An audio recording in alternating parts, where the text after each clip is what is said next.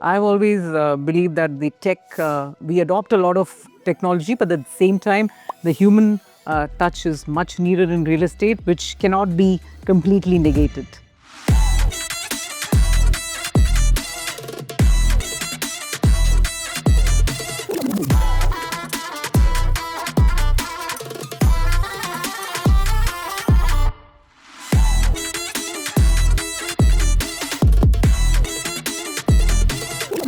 For the consumer, it has become a very important that they're getting the information at any given point in time, from any time zone, from any place on earth, and from any language barrier. Where does the digital journey starts and where should it ideally end for a consumer? I think digital becomes the first step in terms of any consumer's journey towards scouting a property. Once the purchase is done, then you have a long journey till you hand over the keys. So there are multiple milestones which you actually handle. When you are kind of selling apartments, it's like relationships that you're selling. Digitization is enhancing their experience a lot throughout. So even today's site offices that we see in real estate, they're not the standard old sales offices that are there. There is AR and VR coming in. It's called the experience center. You're no longer a site office. It's no longer a sales lounge or a site office. It's an experience center.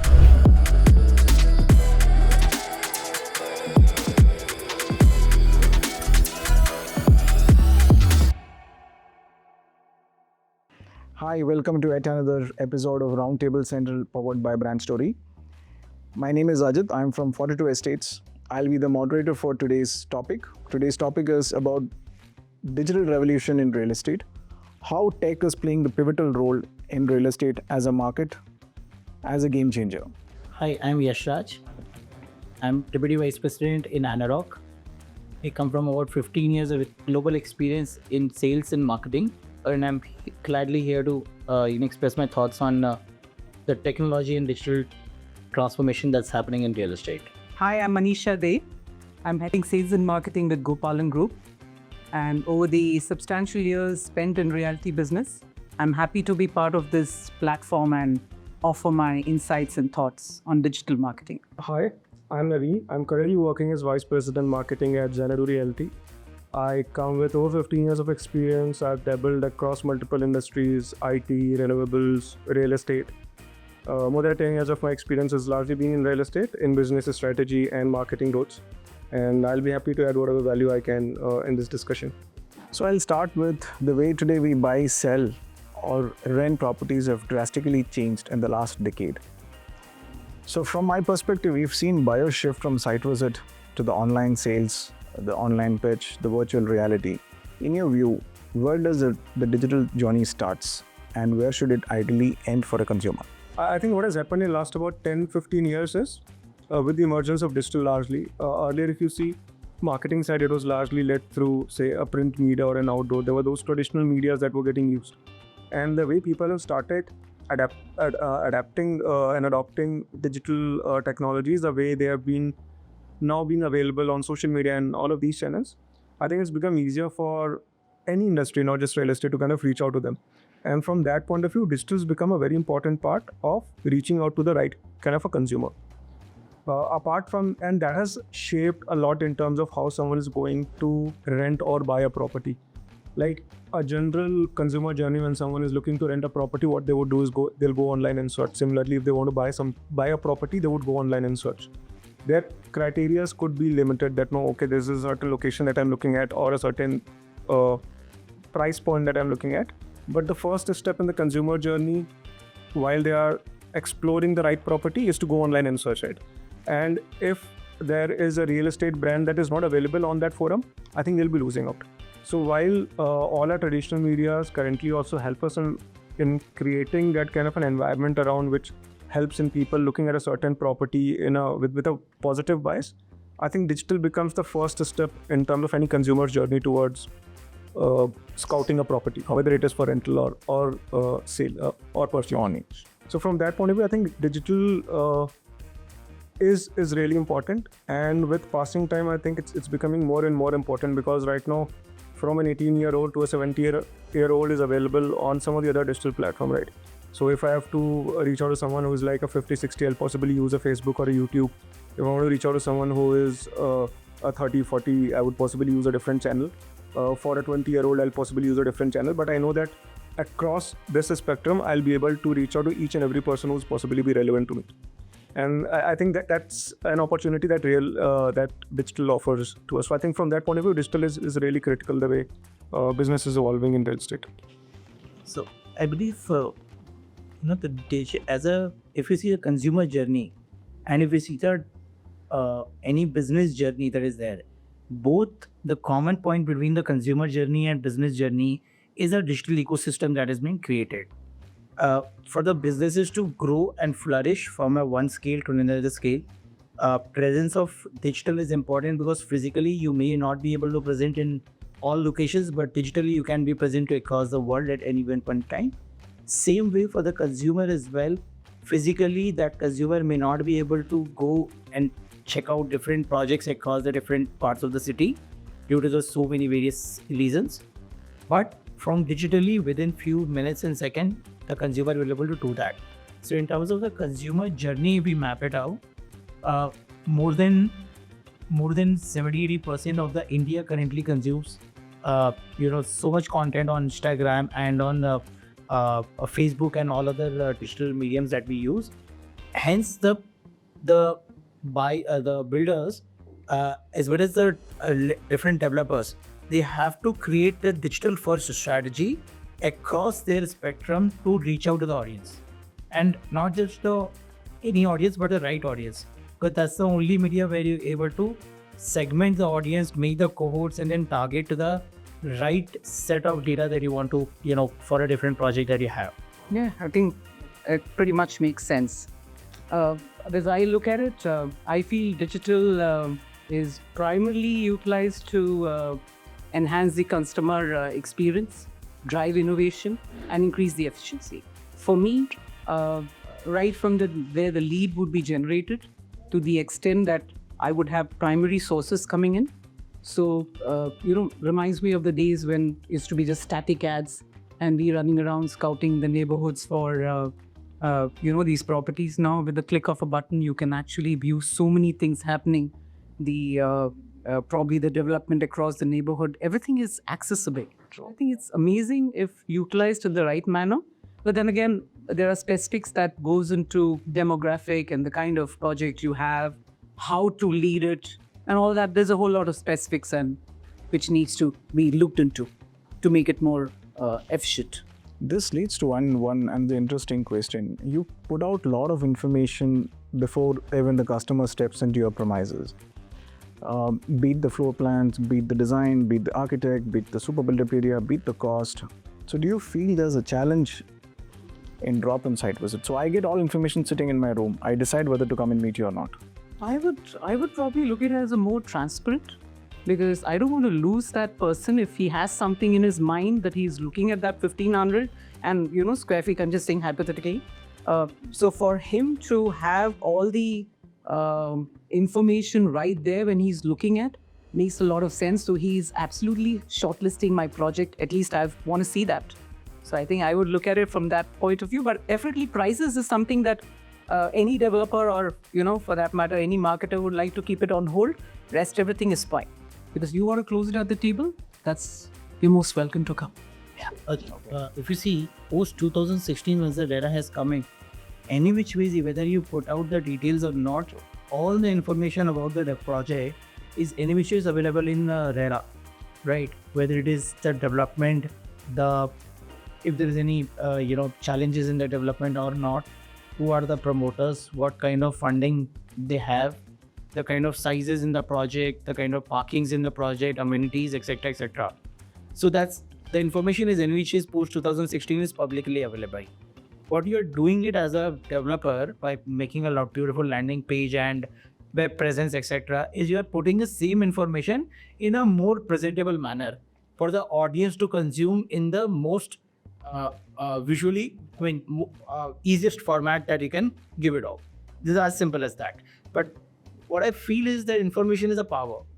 Right? You're giving the power of transparency to the consumer so that consumer comes in with you with a thorough knowledge of your project. Vice versa as well. For the developer, you also don't want unnecessary visits to happen. Suppose example, your project starts from 3 crore and above category. If a customer comes in with a 60 lakh budget, it's a waste of time and resource for you and as well as for the customer. Vice versa is also true, right? So it's important that we keep the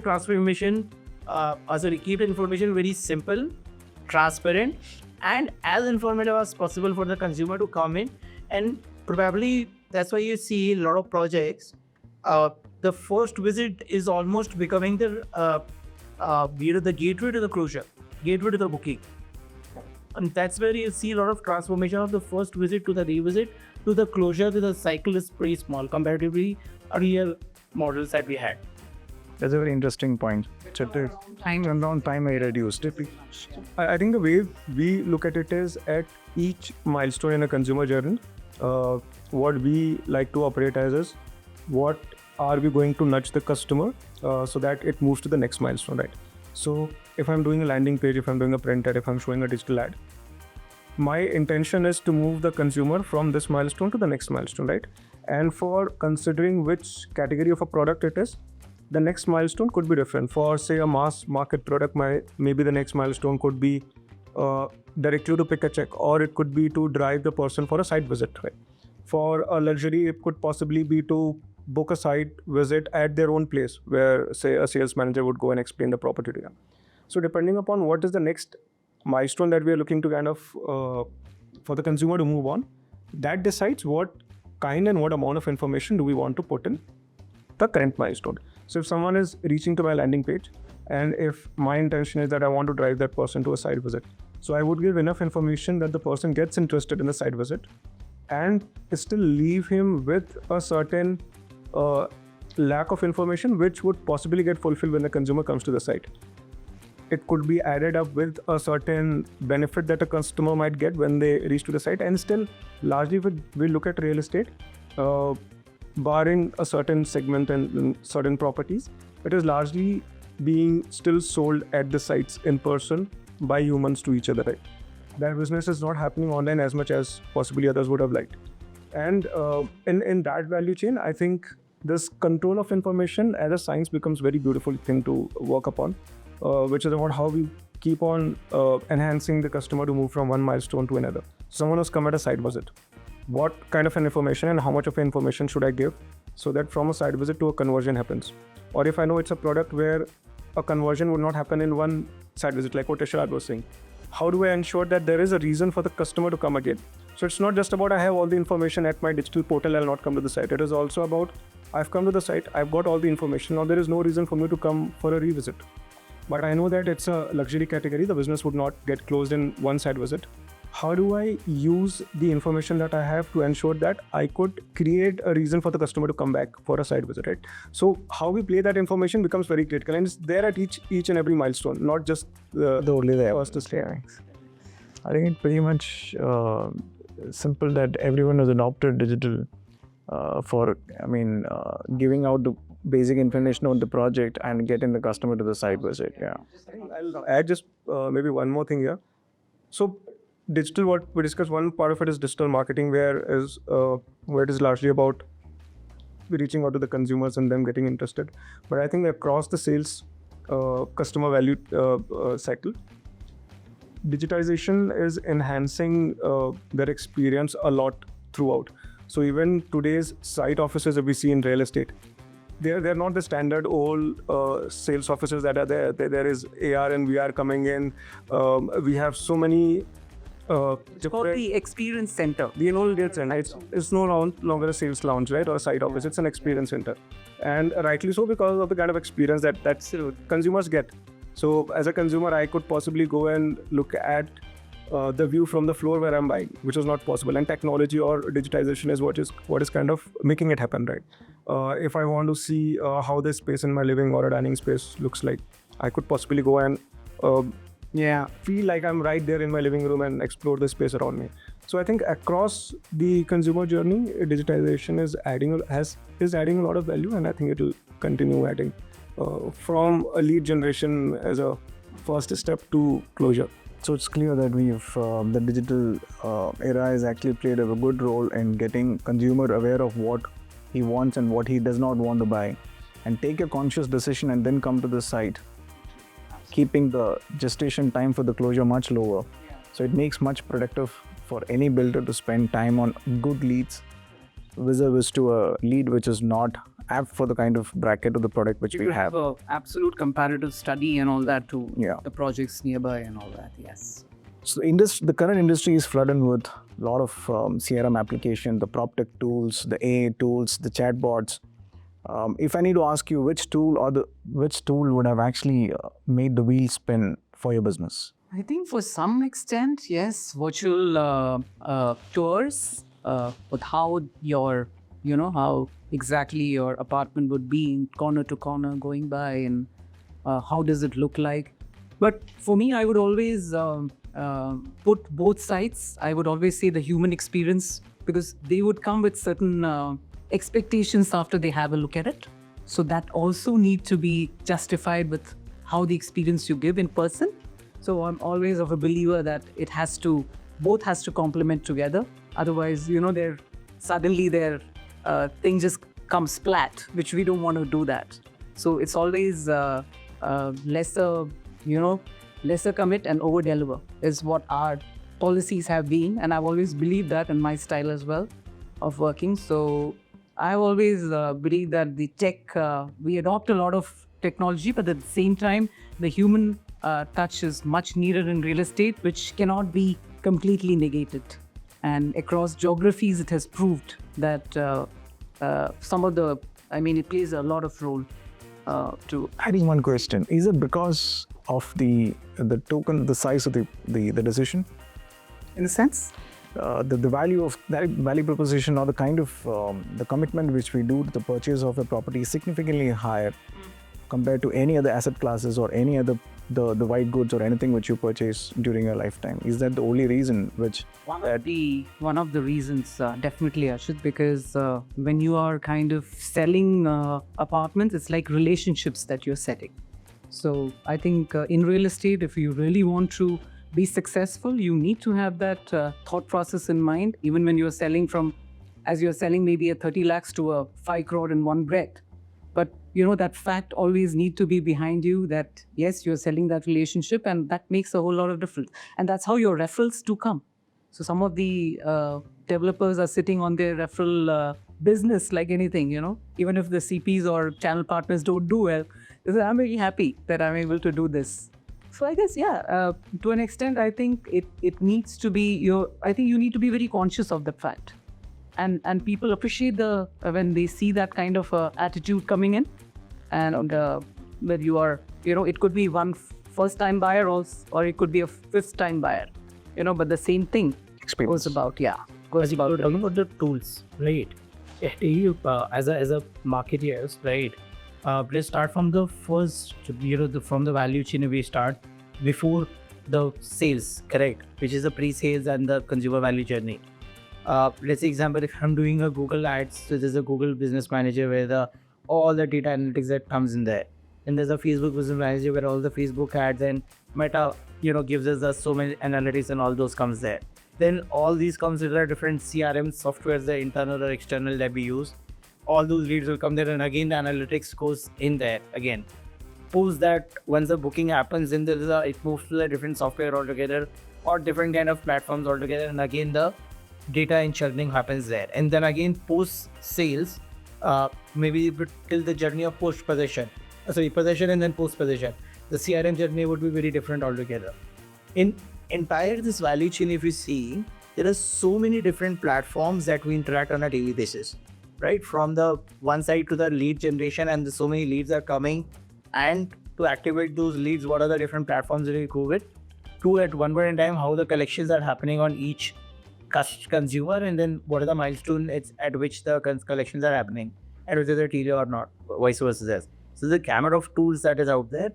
What I would love to see that if there's any platform that can come where all these analytics and tools can come and marry at one platform, and that would be, I think would be a game changer for any real estate, industry and then the people who are there. Currently, that's why you'll see in every company and so many other companies and different kind of growth path for any development to happen. So I think that is something I think it's lacking, but yes, this is the power to. That's a long way to go, I guess. Otherwise, also, I think everyone's trying to integrate that only. Right, I'll come to that point. See, when you look at the demand and supply, the demand side, what you talk about, the lead generation, to the nurturing of the lead, to the site visit, to the marketing, after the sales service, to the CRM, the kind of once the purchase is done, then you have a long journey till you hand over the keys. So there are multiple milestones which you actually handle. There are tools available to cover the entire that piece, but the only thing which is missing in the whole lead is the supply side. The supply side is the making of the product. Yeah. I don't think there is a seamless system which flows those data points into this. So there is a disconnect there. Otherwise, I think there are pretty much tools available which covers the journey from lead to the handover. Probably post handover, which is typically we called as a defect liability period or a maintenance time. There's an alternative tool available where the customer has a journey which can be done. So typically 3 phases which we have. So the way I look at it is, I think we should go for with this from the first principles point of view. As a developer, if I'm looking to integrate a certain tool, the first thing that it should do is what is the problem that it is solving, or possibly if there is no problem, how is it making me more efficient in whatever I'm doing, right? If it is answering yes to one of these 2 questions, then it's a go ahead to go and use that tool. So say for a CRM, there are hundreds of CRM tools that are available. Should I use something which is very basic, or should I go ahead with something which is created by a multinational company, which is like a multi-million dollar thing? I mean, it's a choice, right? And the choice largely gets defined by what is my need right now. And my need right now versus 10 years later would be very different. So I'll be possibly moving from one CRM system to a different CRM system as I grow in my own journey. So I think what is important is at each point to understand what is my need right now. Even very small things like a chatbot, right? What is chatbot doing and why is it important? Why is everyone kind of going for it? Because it solves a very important problem. My telecalling team that is there is a defined time period during the day that they can operate it, right? But most of the inquiries that get generated through digital and other sources are outside of that time frame, because when I'm there at my home in the evening and at the night, I would possibly be scrolling and I'll send an inquiry. Or early morning while flipping the newspaper, I see something, I get interested, I add an inquiry. Right? It might be from a different time zone itself. Different time zone also, exactly. But there is no one to service at that point of time. That's the most opportune time for someone to talk to me. But there is no telecaller available to speak. But if there is a chatbot, I know part of my initial journey can be taken care by that chatbot. So it's a very critical problem that it is solving. Even if 2 o'clock in the night, I'm trying to get some information for a property, I go to the landing page of the website. With the chatbot, it can answer my initial queries and I get possibly more interested, and next day I have a conversation. So Navin, what we started doing on that now, chatbot, of course, there's a predefined question and predefined answers that you fed in, and that's how it operates. But if we to go to 2 step ahead of level, now there is a LLM, in the KI open that we are using in the LLM models, where the way they will curate the answer to your question, it through the AI we are using currently, it can talk in your language. So if you're talking in English, Hindi, Kannada, 27 languages, I'll get that. I'll do that as well. It can answer exactly the question that you are asking. Example, when we have notices. No, it's like having a conversation with a human. Right? It's so nuanced and it's feel only that it is a you're talking to the AI person, AI software. You'll feel like you're talking to Yashraj only. You're talking to Navin. They'll take breaks while they're speaking. They'll fumble a little bit in between. So the nuances of how a human speaks is so well integrated in these conversational bots that you feel as if you're talking to a human itself. So we have created in-house that entire this thing. And we're using it from last, I think, almost 9 months now, almost. And the way it is producing the result, it is blocking even scheduling a site visit to the booking, and even further, if there is a queries, it is answering, on its own. So, okay, for the consumer, it has become a very, very important that they're getting the information at any point in time, from any time zone, from any place on earth, and from any language barrier. Because, for telecallers example, what Navin was saying, how many languages a telecaller can speak?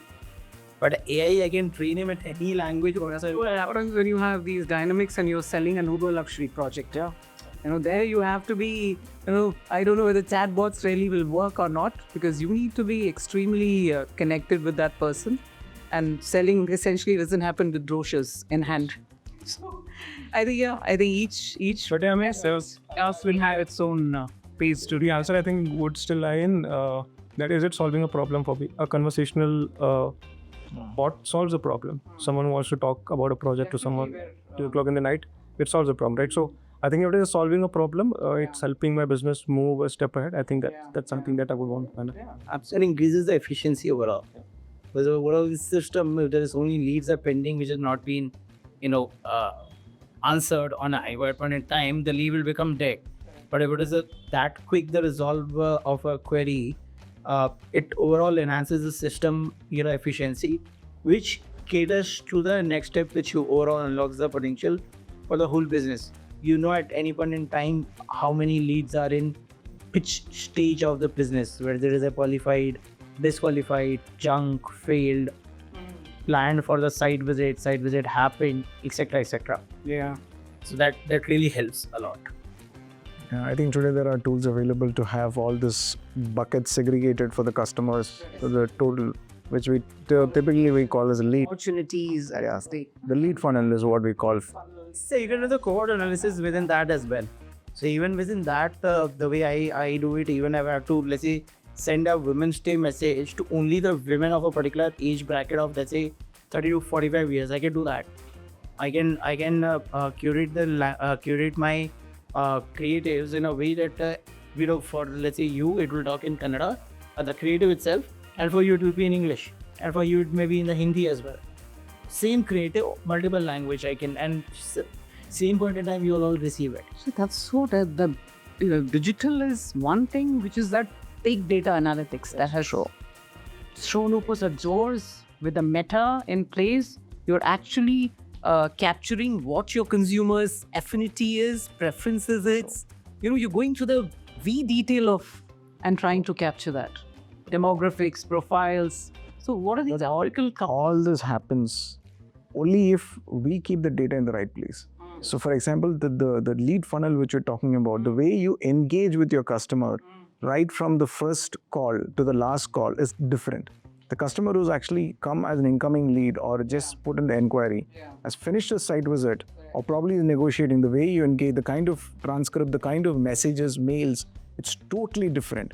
That it's quite, we can always templatize it, but if you have a proper tool which has got a little bit of intelligence system built on top of it, if you differentiate and customize the communication with the customer, it makes a lot more different and engaged with your brand for a longer time. At any point in time, I believe the consumer should not feel that he is talking to a different person, or the tone, language, etc. has changed, right, from the entire consumer journey. And that's where the role of the brands have been evolving. The consistent brand performance in the entire value chain, if I have that consistent, it definitely increases the overall satisfaction for the consumer. It's like a innovative disruption, as they say. So I think it's moving towards the right direction, and everyone I think the more they participate, depending on what they are selling, customize to their and make the most taste and flavor. Yeah. And where does the customer fall in the whole funnel? Customized communication. Moving to another challenge that we faced in adopting in tech is about adapting with our existing legacy system. How do you actually get that implemented within the organization, especially at the site and the sales level? It's very difficult. So very that's still going on. So what happens is in a larger legacy organizations that is out there, there's a way they are operating from a generations and from the decades and decades. Now suddenly someday you will say, "Ki boss, why you are doing like this?" I'll tell you, another way to do the same thing. First, the internal resistance comes in, because change is always not so easy for everyone to adapt. But once you do that, then it takes a very persistent effort. It takes very you have to be very calm, composed, and at the same point in time persistent with your efforts to make the change in a very smaller manner, but then incrementally you have to increase it. If you think that overnight you will go to our organization and change it dramatically in overnight, it won't happen, and it won't sustain as well. So I believe that first is winning the confidence of the developer and the overall management, that this is the time that is needed, and it is important. It will increase your efficiency and increase your overall productivity of each of the people that we are working with. Then second, we have to also train the people to work on those systems. Because earlier, let's say example, if they were doing the CRM manually, now you're giving them a system to work with. You have to train each of the person on those CRMs or those tools basically, so that they can adapt, they can learn, and then they can take that further. Otherwise, after 2 months, you'll come back again and the organization, people will be back to the registers. Done pretty much in a phased level. In fact, I have realized in my personal journey as well that I've worked with one to the other, and each culture, gave me sometimes a shocker, sometimes Managed in different tools. manage different rules, and probably the thought process is a little different to what people want. So it has to be done in a calmer manner, and probably the second generation has been more receptive to the changes and the innovations as we try to implement. But then I feel that it can definitely go hand in hand. If you need not be on a black and white, literally, you can always operate in a gray area as well.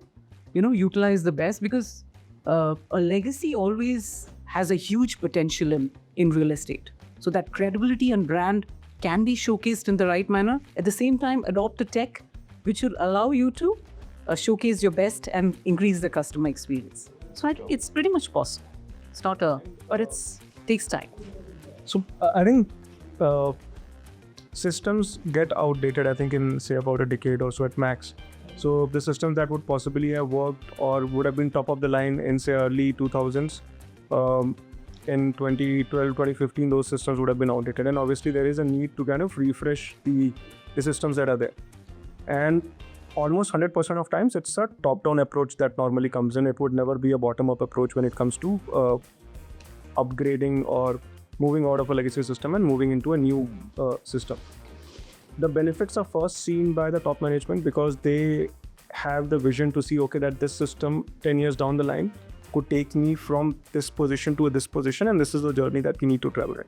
So that journey of here to here first gets established in the top management, which helps them take the decision to go ahead with the drive of that I need an overhaul in my systems because there are a lot of things that I can do possibly more efficiently, which my current system is not allowing me to.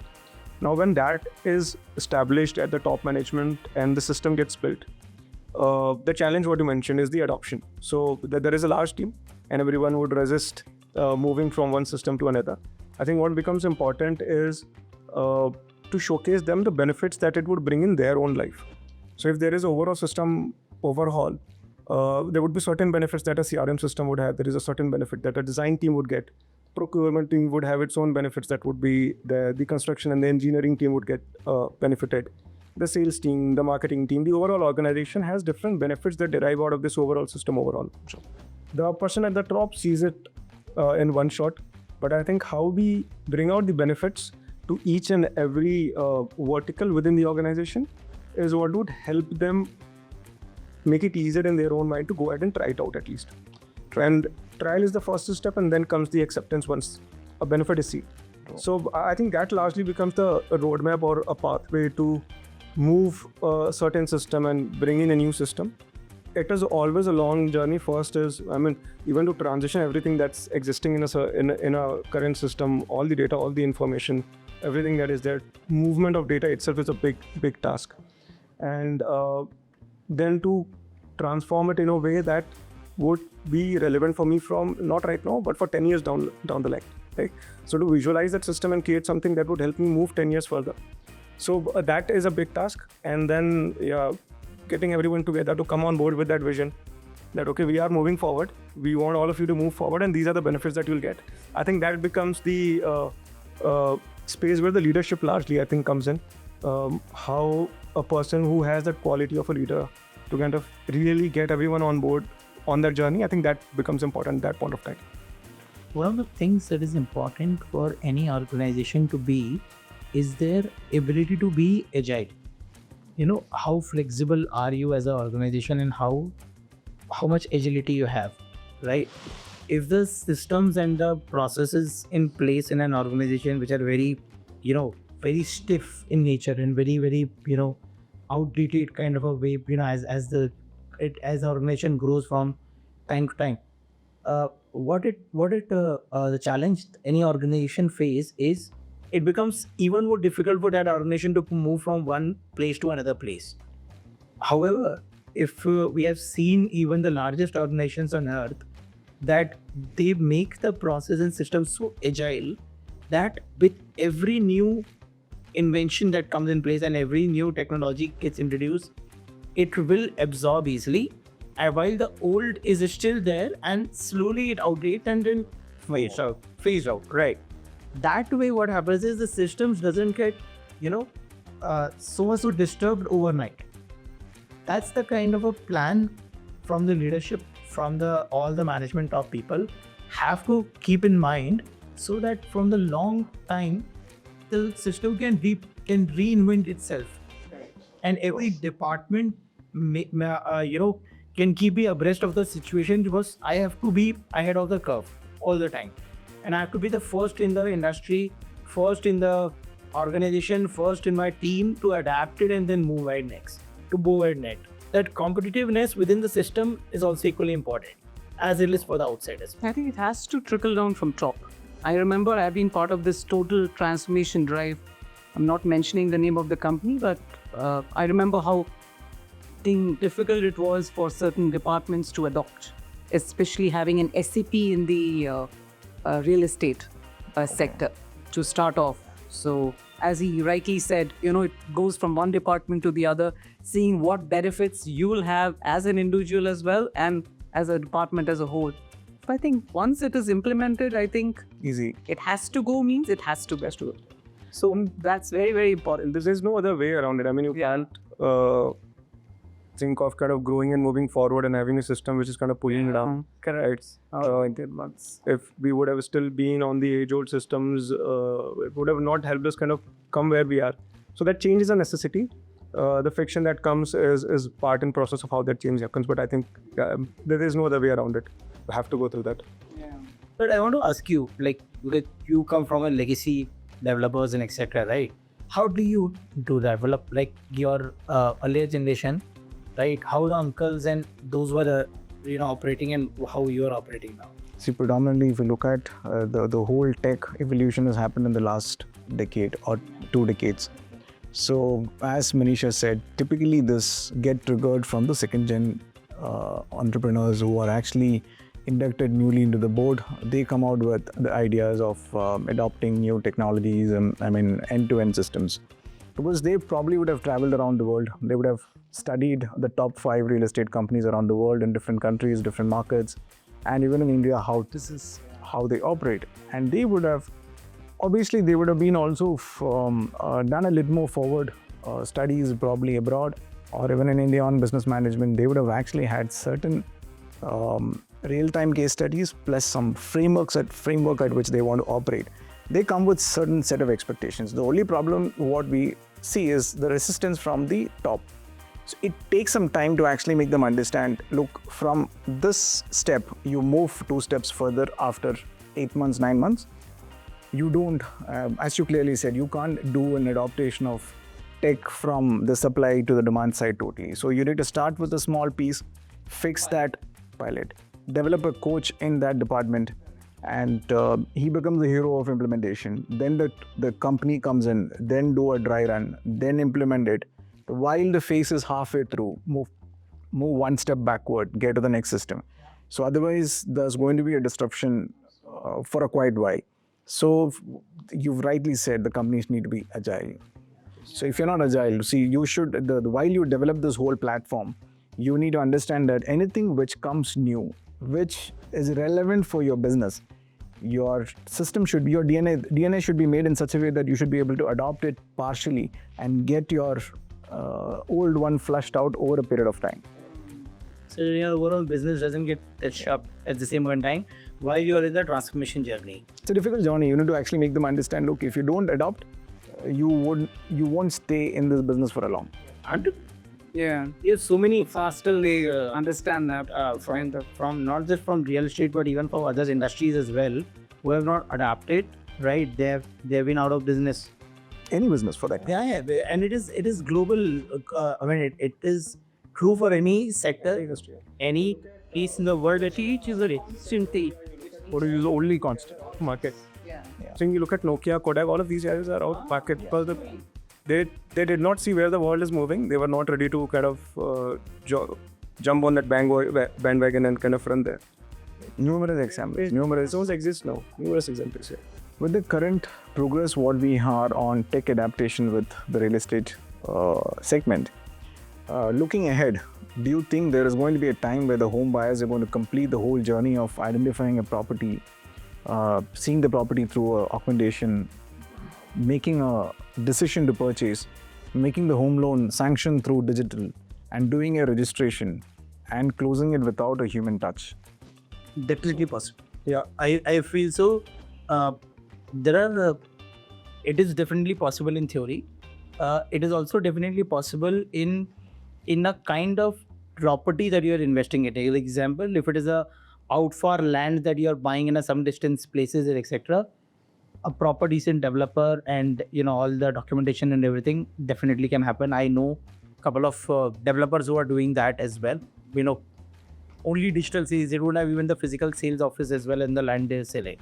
Within the primary homes, if somebody is selling in a city like Bangalore, let's say, or any city for that matter in India, then I think the one physical touch at the end of the day would be required by the customer to come and see, because at the end of the day, the real estate is a very personal investment, and for most of the audience, it will be once in their lifetime purchase. So they want to go all in for that. They will not just come in their own selves or with their family, but they will come probably with their extended family as well when they are coming for the booking or possession or celebration or something like that. So that way it depends on the where the consumer is, the journey and the kind of property that they are investing in. So I think as part of the overall ecosystem that where Xanadu kind of belongs, House of Abhinandan Lodha as a brand is something that's already doing this to a very large extent. So House of Abhinandan Lodha as a promise that it offers to consumers is that we are democratizing land purchase, and they have properties in Maharashtra, in Goa, in Ayodhya. So very This you're talking about from a fractional real estate or 100% ownership, primary ownership, and because of the kind of locations where these properties are located, it is being purchased by people who are not from that micro market. So a plot in Goa is not being purchased by a Goan. It's being purchased by someone in Delhi, someone in Bangalore, someone in say Hyderabad or other places around India. And by the design of it, it is not possible to do a physical sale. So the complete sales process of House of Abhinandan Lodha is online, 100% online. And in this complete the consumer journey from doing a booking to a registration, I think one biggest what is in a developer's control is the sales part of it, right?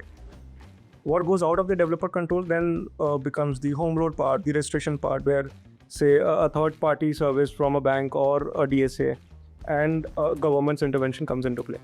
But the first part in this asset class of plot purchase, House of Abhinandan Lodha, I think is a pioneer which has done it 100% online. There are zero physical sales that happen in that ecosystem, and we've sold thousands of plots like that, right? So there is a proof of online sales happening, but yeah, the brand needs to be strong. If the brand is not strong, if it is not instilling the kind of confidence that a person or a consumer would want to have before putting the money online on a real estate purchase, it would not happen. So I think brand confidence from that point of view becomes really, really critical to kind of take a decision, I think, ahead. But to add then on the home loan things, I think home loans are all available online. To get a home loan, I don't think we are going to it's changed now. branch right now, and everything's happening either at the home or there are online forms to fill. Everything is processed online. So that part also is is digitized.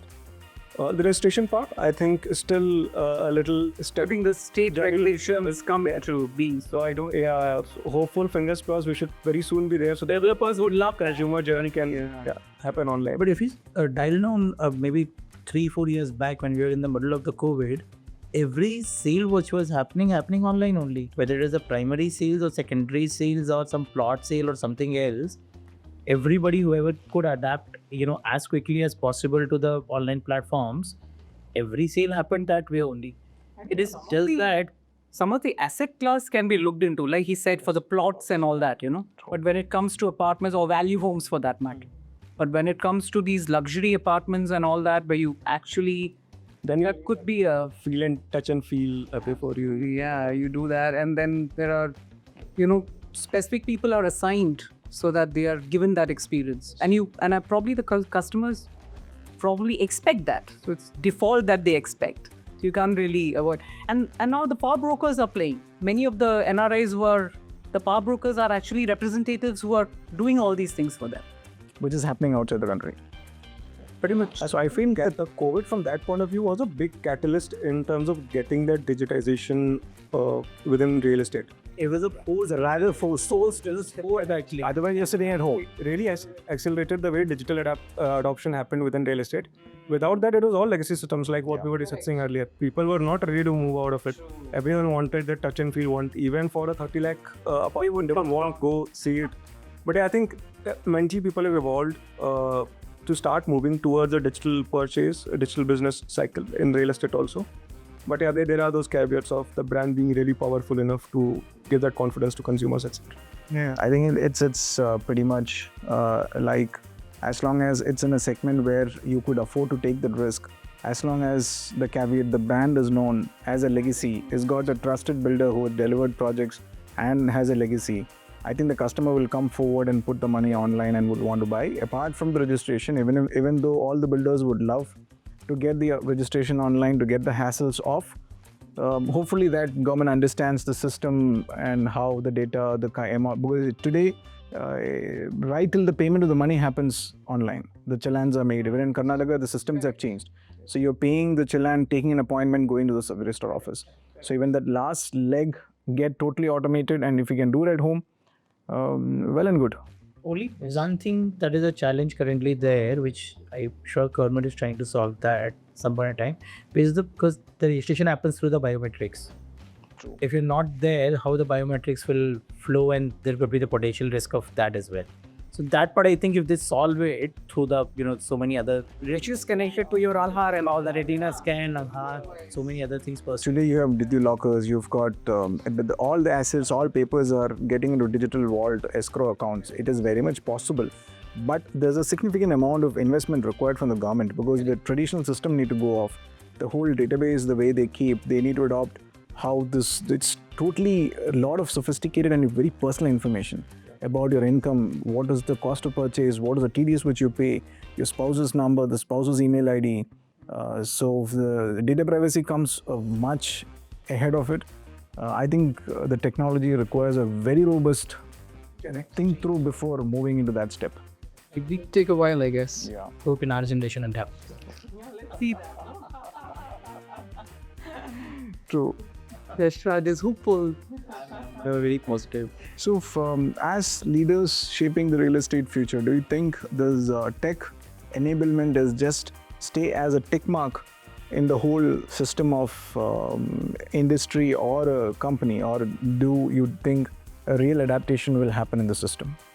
I think if we click the question, we will get a better understanding. Can we operate without tech? The answer is no. So tech is not a tick mark. it's Need of the hour. It's need of the hour. It's as much important for business as possibly anything else. So, and it is helping bring in efficiency and evolve almost all the verticals. Like you were mentioning a little earlier, right? On the sourcing side of it, where the construction and the engineering side of procurement, etc. happens, or the design of the property gets decided. Tech is helping us a lot on there. Yes. How much is tech helping in the designing? Completely. Today, we actually, before even coming out with the product, a lot more planning happens on the shop floor to understand what is the kind of size of window required. where is your east facing, Where I think where your inward levels, from where the water need to flow to which direction, and yeah, exactly how many columns, how many pillars, where is your load bearing pillar coming. So a lot more planning has to happen in the shop floor before even your model house or the drawing has to come in place. Because you save a lot of time, you save a lot of repetitions, you save a lot of cost on redoing and doing stuff. So it actually helps us to actually come out with a better product if you spend more time on the shop floor before the product comes into the design stage. So you have a right product. Yes. You know that it also adds value to the consumer when they're buying, and there are more things for, say, a sales manager or a marketing person also to talk about. I mean, it could be about the wind flow that is there, how your home would be possibly more airy, or you'll get better sunlight, etc. And all of that comes out from the decisions taken at the design period itself. And from there to how it helps when the property gets marketed, when a consumer comes and visits a site to take a final decision, the kind of information and intelligence that as a sales manager someone has while they are having in a conversation with a consumer, that okay, this possibly is a consumer which has a very high chance. Like EAT rating is a age-old phenomena, but the way it has evolved in terms of being very in terms of its accuracy, I think is really helping managers who are sitting on the table having a conversation that okay, this person has these parameters which are really important for him, and the conversation then can evolve around that those parameters, right? So technology, I think, is helping us at each and every step across verticals in the organization. So yeah, I mean, anyone who would look at tech as a tick mark would possibly be leading towards failure. rather than adopting it and utilizing and optimizing what could be the best way out. I think that's the way out for which to. There's a fundamentals that is required in every businesses, and each of that, if it is based on tech, you will definitely save your cost, make more system efficient, and it will help you take the right decisions at the right time. Taking the right decision at the wrong time or the late time doesn't help you in any which ways particularly. So tech that way need to be the backbone of any company, any developer, any consumer driven business that need to have in its the first thing. Second, you have to keep investing. Are you seeing tech as a cost center, or are you seeing tech as a investment center? Which column as a leader you put it up that way? I always believe and see that technology team is my investment arm. The more I invest in, the maybe the short run it doesn't seem like they're giving great returns, but once they start the returns and the exploration comes happen that way, it explodes and then you see the exponential curve of returns coming from there. Look at the example of all the big tech companies out there, right? Example, the Facebook, Meta. For the first initial so many years, they were just burning. The day it came and they started flipping, now they're earning by the hour what probably they were burning by the year. So that way, it evolves and Cost of acquisition. Absolutely. So you have to always see technology as your investment rather than as a cost center. And if you see that and keep investing in good talent, good systems. That's where human capital coming in. Most important. You might have the best of technology now to drive those things. You need to have the right source of people. So Some of them struggle to have that.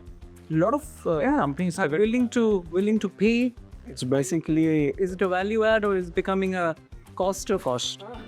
Expensive resource. It's basically set the expectation clear that you will recover it is going to be like your depreciation. So you're going to recover this over a period of time. So it is not going to come it's not even going to break even in the first 2 years. So only third year, fourth year onwards, you'll actually see your cost start dipping down.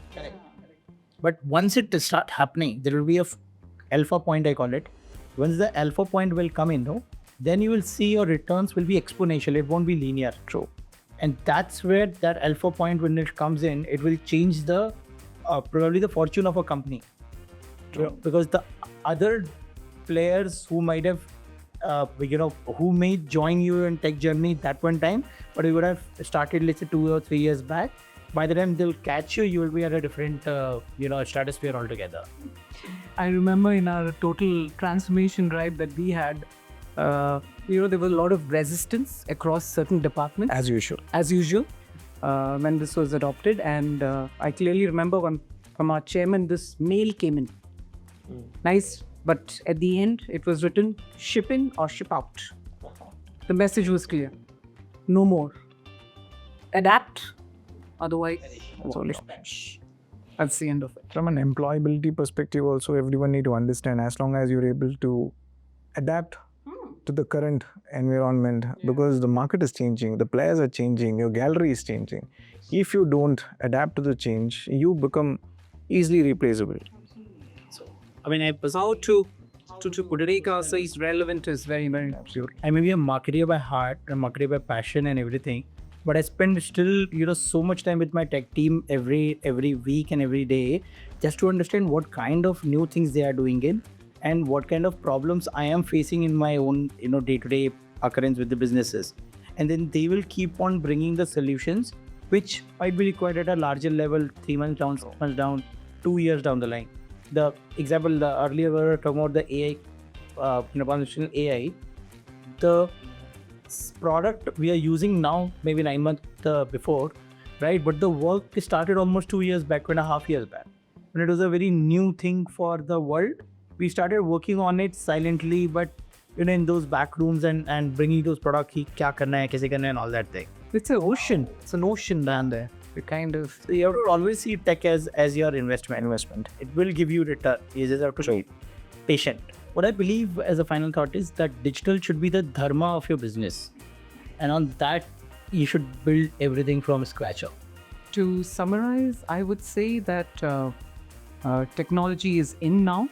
You got to really adapt, make the most of it, not miss out.